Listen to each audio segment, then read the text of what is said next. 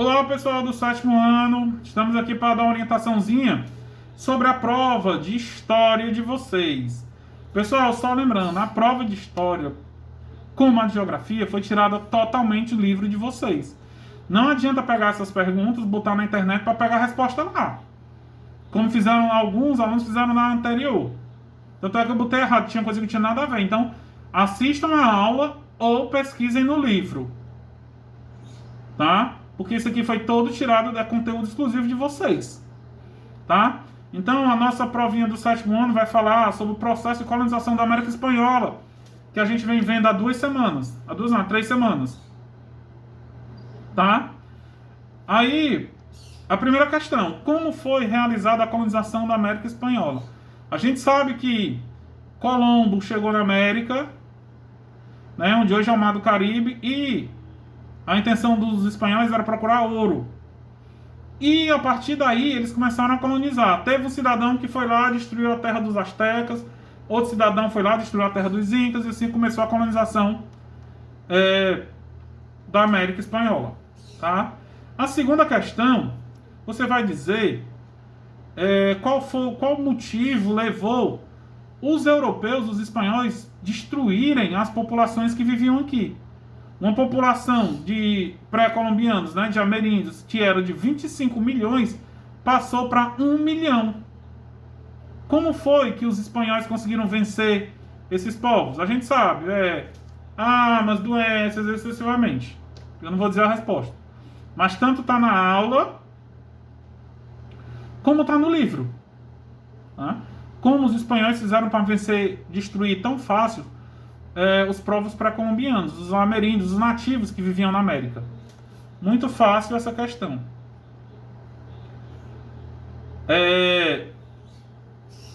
A terceira questão.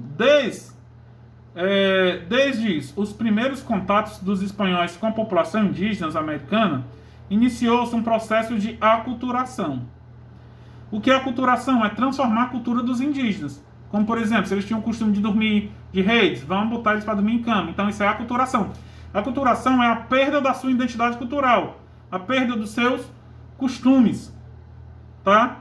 Aí você vai explicar como foi a relação dos espanhóis com a população indígena. Primeiro foi amigável, depois aconteceu isso, aquilo. Aí você vai explicar. Aí vem aí, ó. Quem foi o responsável pelas invasões dos astecas? Eu disse no início aqui da explicação o nome dele. Tá? Também tem na aula e também tem no livro. Tá bom? Vamos lá. Ó. Quais armas os espanhóis... quais as armas usadas por espanhóis e nativos na disputa pelas terras? Aí foi...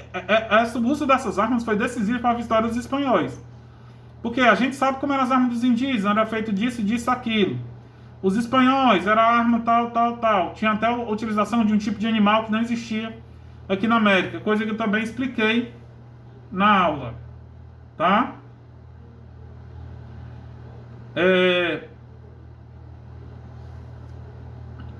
Você vai dizer aí quais as características desses núcleos. Pessoal... Professor, vou ter que falar dos 4 núcleos? Não. Dos 5 núcleos? Não. Você vai falar características dele. Que a gente sabe que era de povoamento, para uma coisa isso, fazer aquilo. Tá?